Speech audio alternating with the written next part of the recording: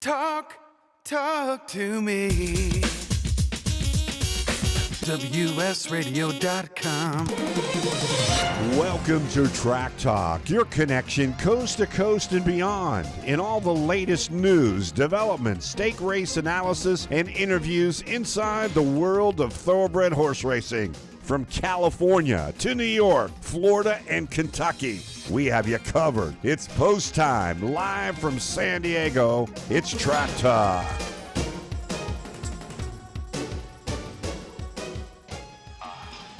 And we welcome you from the WS Radio Networks here in San Diego, California.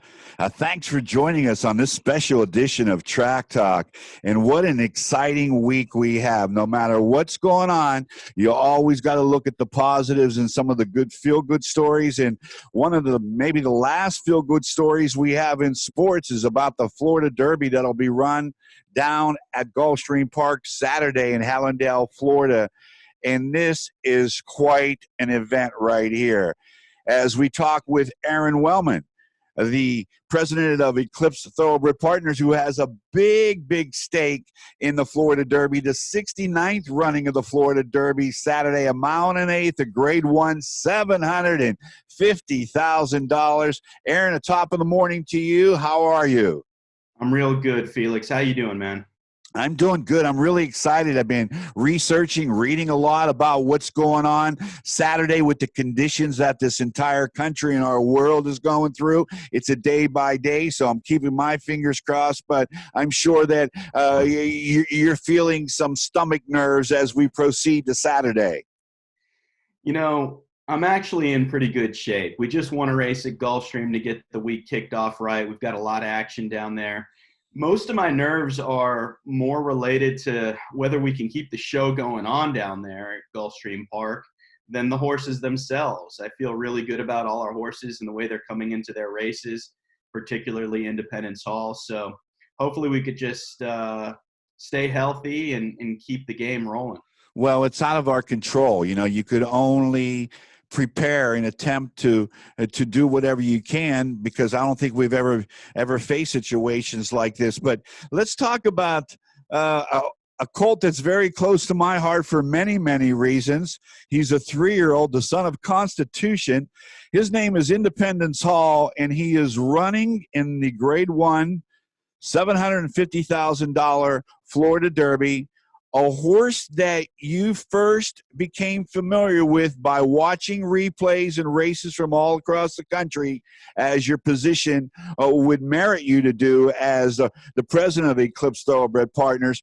You saw him break his maiden at a less obscure track, not like a Belmont Park or a Gulfstream or a Churchill Downs or a Santa Anita. He broke his maiden at Parks back in Philadelphia, Pennsylvania. What'd you see?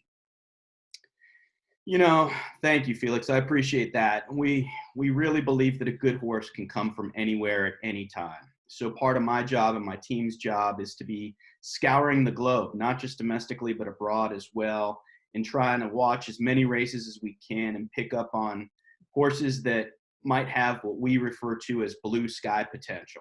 And it was a big day at Parks that day. It was the Pennsylvania Derby day, and this colt was running in a 7-furlong maiden special weight race, and just the power with which he came home that day really caught my eye. He raided in behind horses, took a bit of dirt, broke from the rail going 7/8 on a quirky track, which is a very demanding ask of a 2-year-old, you know, at that time of his career. Tucked in behind horses, and as soon as Joel Rosario gave him his cue, he took off, split horses, and like I said, he just powered home from there. Joel really never cocked his stick, and he just gave me the impression that he was a really quality individual with a lot of talent, and it felt like there were some more gears there. And with his pedigree, I thought the way he did it visually and on paper, he might be a 2-turn horse for these classic type races. So you picked up the phone, you made a call to Robert and Kathleen Verratti, who owned Independence Hall. Your organization of being one of the elite horse racing partnerships reached out to Mr. and Mrs. Verratti. You struck a deal. You brought Twin Creeks, who is standing the sire of Independence Hall Constitution. And there's so many storylines here. But then after you win that race, you get the deal done, and you become partners. You ship into Laurel, and you're ready to race in Laurel, and a pipe burst. You know, anytime I've ever had a really elite horse that accomplishes, major things in this game, there's been some element or variable of serendipity involved. Something wacky has to happen along the way that just goes your direction. We had really wanted to take a more conservative approach after he broke his maiden, and the Verrattis were gracious enough to welcome Eclipse and Twin Creeks into the partnership. And we had him slated, like you said, to run in an allowance race at Laurel. And Joel Rosario took off his mounts in New York, was over there in Maryland. We were ready to go. The horse shipped over from Fair Hill for Mike Trombetta. And my phone rang about an hour before first post. And Mike said, "You're not going to believe this. A pipe burst by the wire at Laurel today. They canceled the races." Oh, my God. So the only real option that we had in front of us was to run him in the Nashua at Aqueduct. And it was a little bit more than we wanted to do at the time, but he really put on a show that day and showed the world what he was all about. And we've been off and running ever since, and hopefully can continue to provide our partners with top-class thrills. So I want to go back to that. I want to go back to the Nashua. So he breaks his maiden. He goes to Laurel. He can't run because of the pipe bursting down there. And so there's another curveball. So you ship back to Aqueduct in the Nashua, which is a stakes race. And he's dispatched at 9 or 10 to 1 that afternoon, and he wins by 12.5.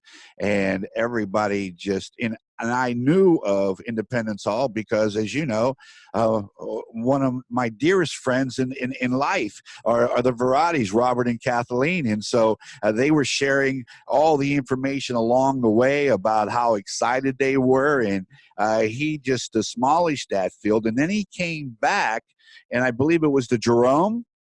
Correct. And so you came back to back in the races, and he wins the Jerome as well. He did. He took care of business that day, and he should have. He really laid over the field on paper. He did display some rather disturbing pre-race antics that had us on edge. He turned his head at the start and then stumbled. So it was a little bit more eventful than we had hoped. He was spotting weight on the occasion, but he handled that field and got his year started off the right way and allowed us to go step by step to try to execute a plan for what we had thought originally would be towards the first Saturday in May. And now, as we all know, things have changed a little bit, but we're really looking forward to the opportunity to running him in the Florida Derby on Saturday. Hopefully. Saturday, without any doubt. So I want to continue to backtrack because I want to go ahead and bring us right into by the way, there was no truth to the rumor that Eclipse Thoroughbred Partners, the Verrattis, and Twin Creeks reached out to the Steelers front line to ask them to be able to control Independence Hall because his tactics in the walking ring and this equine was just so full of himself. It reminded me of Franco Harris, where that you just can't restrain him. And then he went on the track, and he went wide all around the track. He won the race. And he continues to improve. So after the Jerome, you have options, obviously. And as the major play caller of Eclipse Thoroughbred Partners, you have to play set where you feel that the best direction of getting to the Kentucky Derby the first Saturday in May through the stake races. So you decide to ship down into Tampa Bay and to run in the Sam Davis. Now, you tell us about the Sam Davis. Sure. Yeah, look, it's always a team effort, especially when we've got partners on board like the Verrattis and Twin Creeks, all very seasoned, experienced owners in the game with a lot of insight. And, of course, Mike Trombetta is really at the helm. He sleeps and lives with this horse day in and day out. So, we really defer to his guidance along the way for sure. But somebody's got to take the lead, and in this case, it really has been a joint effort. But the Sam Davis came up on the calendar in a really fortuitous timing spot. We liked the idea of positioning Independence Hall at Tampa for the winter. We thought it would be a good stepping stone to just continually, gradually progress towards the Kentucky Derby.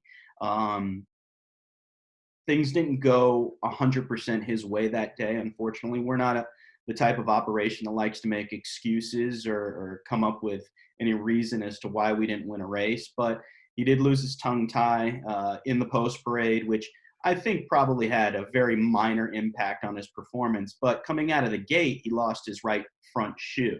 And I think that was probably a little bit more substantively impactful on him not being able to really accelerate and push off as well as we had seen him in his prior races. So he chased a very hot pace that day at Tampa in the Sam Davis. He was the only horse left standing that was anywhere close to the front. Made an imposing move around the far turn and scooted away. And, Sol Volante ran him down on the square. He ran a huge race that day.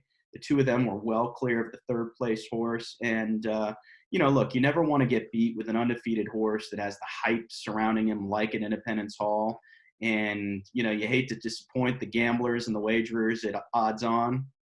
But when we really sat back and digested his performance and all the surrounding circumstances, we felt like we might have lost that battle, but we were in a position to win the war. And that's a tough pill to swallow, a horse losing his shoe. Yeah, he essentially ran that race, which was 1.1 miles, I believe, and he opened up on the field, and Sol Volante was the only equine that was able to get him, and he had to be at his ultimate best to run him down. And Independence Hall ran for like a 1/2 mile. I can remember this being vividly in my mind, where his head was straight down, very, very close to the track.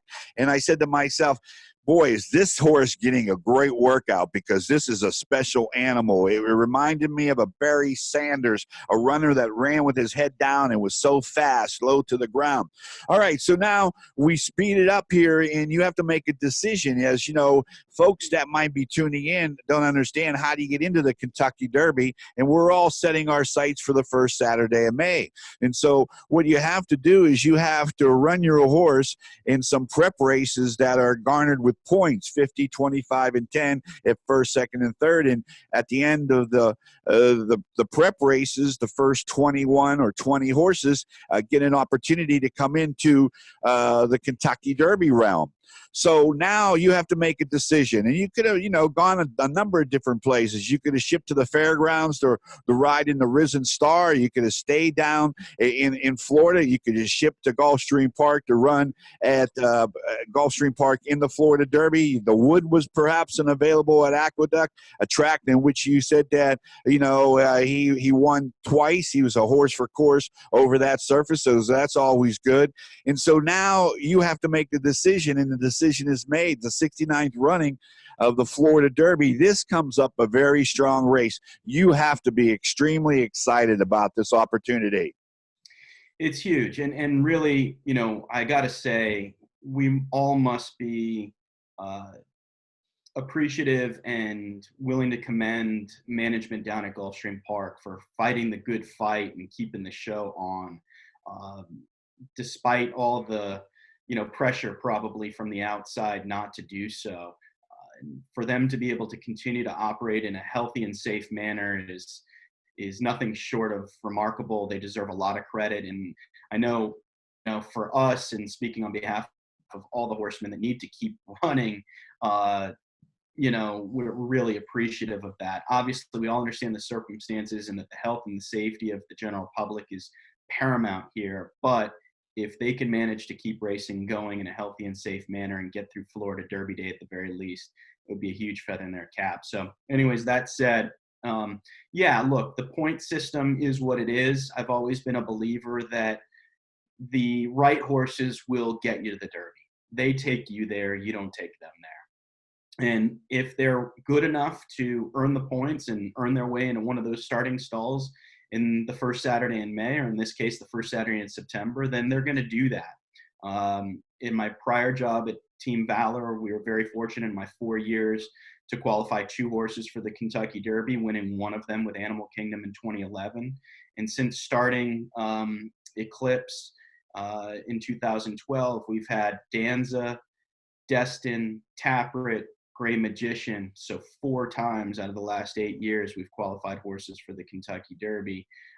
So, we've never had a talent quite like Independence Hall. So we took the same approach. If he was good enough, he was going to make it into the gate.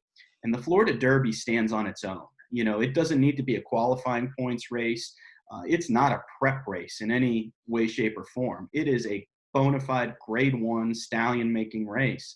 And along those lines, Independence Hall's sire, Constitution, won the Florida Derby, and his dam sire, Cape Town, won the Florida Derby. So, it would be a huge, huge bonus for Independence Hall to be able to be so fortunate to win this race. It would enhance his stallion potential astronomically, and it would be a huge honor for the horse and for our partners. Absolutely. And you talk about it for the lay people that are listening. Aron Wellman, president of the Eclipse Thoroughbred Partners. I'm Felix Taverna, a special version and an episode of Track Talk here as we get looking to the Florida Derby on Saturday, the 69th running. And what Aron was alluding to is that the son of Constitution happens to be Independence Hall. So Independence Hall's father is Constitution, who won the Florida Derby in 2014. Constitution's father, Cape Town, won this race in 1998.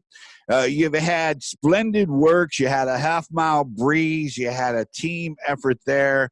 A lot of wrenches were thrown in to the equation as far as jockeys being permitted into the state of Florida to work. But you have to be able to do whatever that's offered to you. And I think that one of the great sound bites, and I try to read between the lines, is your workout girl, Sarah Schaefer, who worked Independence Hall earlier this week at Gulfstream Park, and the words that flowed out of her mouth is that he really enjoyed it over that surface. No doubt about it. And I can't speak highly enough about Mike Trombetta and his assistant trainer, Sarah Schaefer, who's been with this horse from day one. She gets on him every morning. She's breezed him every workout this entire winter. She's been on his back. So, the plan all along since the Sam Davis was to stay at Tampa and the quiet environment there, or the quieter environment in South Florida. He enjoyed that surface, but it's a sand-based surface purely. And we wanted to get him down to Gulfstream. We thought that he would really appreciate that surface. It's a mixture between dirt and sand. And according to Sarah, look, we'll find out come Saturday, hopefully, when the money's on the line. But, in his breeze on Sunday, when she let him stretch his legs for a half mile and out 5/8, she said he really bounced over the surface. He seemed to be a little bit more comfortable digging in and getting a hold of it than he had all winter at Tampa. And that's not a knock on Tampa's surface. It's just, something that we hoped to see in Independence Hall as it related to how he took to the Gulfstream Park dirt, and hopefully it translates into a big performance come Saturday.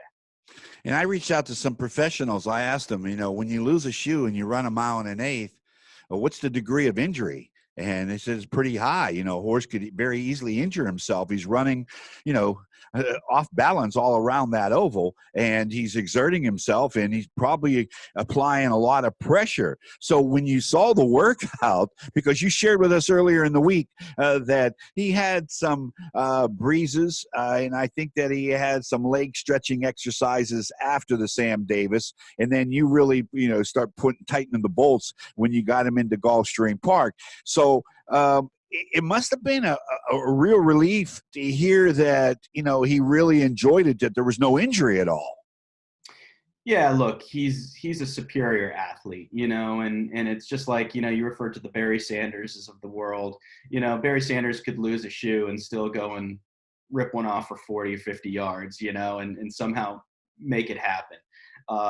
Same thing with Independence Hall. It's not something you ever want to have happen, but thankfully, touch wood, he came out of that despite the mishap in good shape. He's been like clockwork, every step of the way since the Sam Davis. And by all indications, look, we're still 48 plus hours from the race. So if we were 48 seconds from the race, I'd still be nervous because anything can happen at any time. But, all indicators are there that he's really feeling well. He's coming into this hitting on all cylinders, and we have every reason to believe he's going to deliver his A game come Saturday evening. He's Aron Wellman. I'm Felix Thoroughbred. This is Track Talk. Let me fix my hat and get as pretty as Aron Wellman is on Track Talk. Produced and directed by Wade Taylor inside the WS Radio Network. I'm Felix Thoroughbred. This is Aron Wellman, the president of Eclipse Thoroughbred Partners. I mentioned Barry Sanders, but basically what he reminds me of is a Hall of Fame running back that wore the number 32. And he played at Penn State, and he won 4 Super Bowls for my beloved Pittsburgh Steelers. This equine, this colt, reminds me of none other than Franco Harris, how he runs. He's just a powerful, explosive equine that's just starting to feel. He's only had 4 races. It's going to be his fifth start. So just think how excited he's going to be Saturday. So he's a Franco Harris type of colt. Barry Sanders was elite, very quick, but this, Independence Hall, the son of Constitution, is a Franco Harris. I'll take it, man. Any running back that's in the Hall of Fame and won 4 Super Bowl rings, we'll take those comparisons, but he's got a lot to prove still. He's still a baby, and as impressive as he's been and as brilliant as he's been in some of his races, now's when the dough is really on the line. This is the big stage. You can win your regular season games, and you can win a few playoff games, but until you put that ring on your finger, you really don't get into that fraternity. So we're hoping he earns his way into that. And, we believe the talent's there and that killer instinct is there. And now he just needs to go out and prove it. And you're going to feel extremely pleased that you eyed him, when you were able to find him. It's like the greatest draft in the history of football was the 1974 Pittsburgh Steelers draft, where they drafted 4 Hall of Famers out of that draft, unheard of in any draft in the history of the NFL. And so Dick Haley saw talent. He saw talent there, and you saw this talent. And it would just make a fantastic story for everybody involved, what this colt has gone through. He's learning to race. He's a happy colt. He's a strong colt. He wants people to recognize him. He's very, very strong. And Saturday, at 1 1/8, the Grade 1 Florida Derby, the 69th running. So 68 runs of the Florida Derby have been in the record books, and Independence Hall's father and grandfather has won this. Wish you a lot of luck to your partners, Robert and Kathleen Verratti, to you and your family, Twin Creeks, Bill Victor, the whole entire team, because, you've been putting so much effort into getting something good done. I think that this would be a feather in the cap for everybody involved. Absolutely. You referred to the history books. That's what we try to do for our partners. We try to make history for them and provide them with these types of Grade 1 experiences.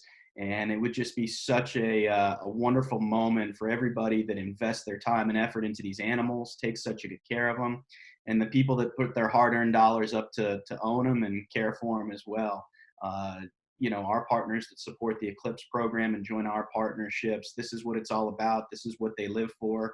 This is why they join an Eclipse partnership. So, it's an honor to be in a race like the Florida Derby, but, we're in it to win it. And that's what we want to do is hoist that trophy at the end of the 1 1/8 journey in Hallandale on Saturday. I think it's going to happen. Aron Wellman, president of the Eclipse Thoroughbred Partners, Bob and Kathleen Verratti, Twin Creeks Independence Hall running in the Florida Derby Saturday. This is Track Talk. I'm Felix Taverna. We'll see you next time.